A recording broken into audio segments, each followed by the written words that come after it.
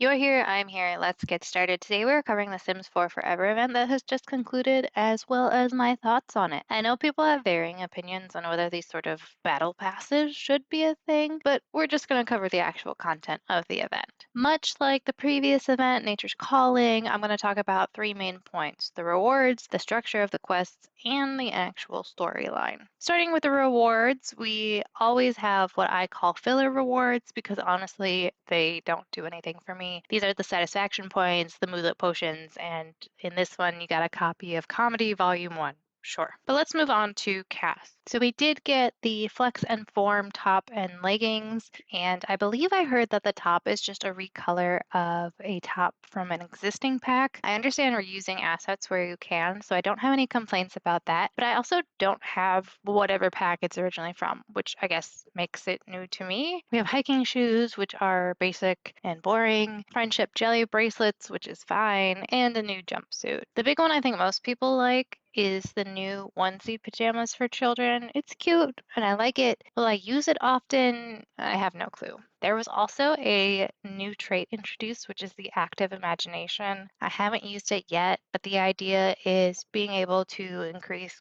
creative skills more easily. Okay, I don't know if this is a trait I would utilize since I feel like some other traits are better for trying to make a more interesting personality for your sim. The first reward you receive in this event was actually the login reward, which was the pixel, the friendly bear stuffed animal. I think it's nice. I do play stuffed animals for my sims sometimes, so having a more creative looking option is good. There's also the super chill pillow, which sure, and the modern photo frames, which can either be portrait or landscape orientation. I don't like photography in The Sims 4, and having that be a big component of this event was annoying for me. But if you're the type who likes having family photos, you would probably enjoy this. The last build mode item is the bright and bouncy nightlight, which your Sims can actually play with. The only problem with this is that they don't put it back on the nightstand, it just goes into their personal inventory. That makes it more of a light up toy than an actual nightlight, in my opinion, so just be mindful of that if you think you're going to use it as a cute decoration. We did get one new meal recipe in this event, which is the campfire spuds, jacket potatoes in foil that can be made over the grill. This one seems like it was a leftover concept from the Nature's Calling event, and the team was told that they could only have one recipe, which is why they went with the foraged feast for that one and then just rolled the campfire spuds into this event rather than come up with something new. Finally, we have the new collectibles, which are a bunch of magnets that you can only put on the magnetic memories board. I dislike collectibles in general, so these type of rewards are always tedious for me. But you get 6 magnets based on different neighborhoods. So there's Willow Creek, Oasis Springs, Glimmerbrook, Sulani, Brindleton Bay, and one that says it's for San Myshuno, but I think that's a mistake. The magnet looks like a little mountain with a ski hat on, and this probably should have been for Mount Komorebi, which someone should have caught that before it made it this far out. Next, let's move on to the structure of the quest themselves.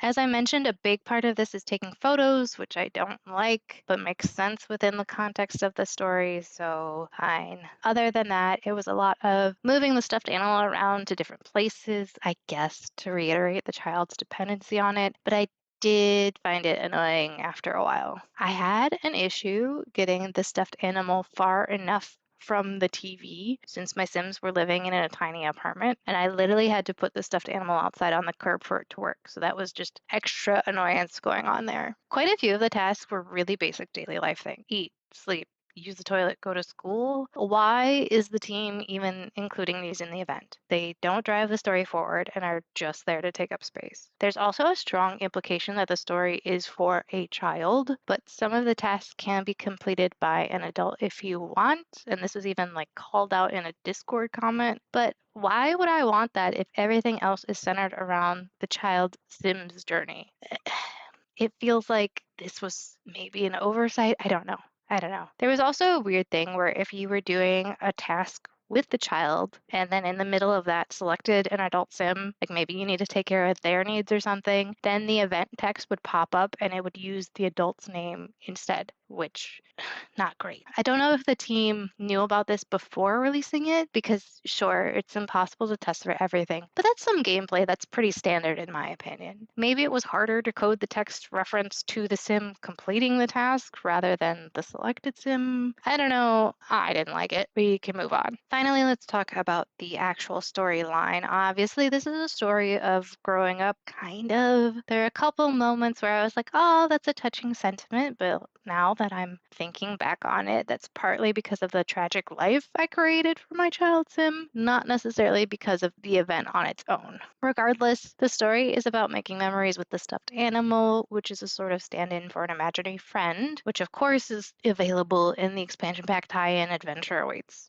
No surprise there. There was a very obvious repeat of text from two separate quests, which even playing 2 or 3 weeks apart from each other, I don't remember exactly how long, I caught it immediately and it really threw me off. I did not like that. I already mentioned that the event text having the wrong sim's name, which takes you out of the moment too. And I read an interesting article recently saying that the Sims team is being pushed really hard to make use of AI tools and using existing artwork and material to train it. And I think we are unfortunately already seeing this in action in this event and the last one, and maybe even more. I don't know. But the quality is just not where it should be. The Nature's Calling event felt stilted and unfinished, and this Forever Friends event is along a very similar line. You can see where the story is heading, and most things just don't feel significant or impactful. What made it interesting was the story I crafted around it, not the event itself. So pretty disappointing there. Overall, I would have been okay missing this event entirely, but I also don't generally play with child sims or utilize photography in game, which is maybe why it didn't appeal to me very well. Let me know if you participated in this event and what you thought about it,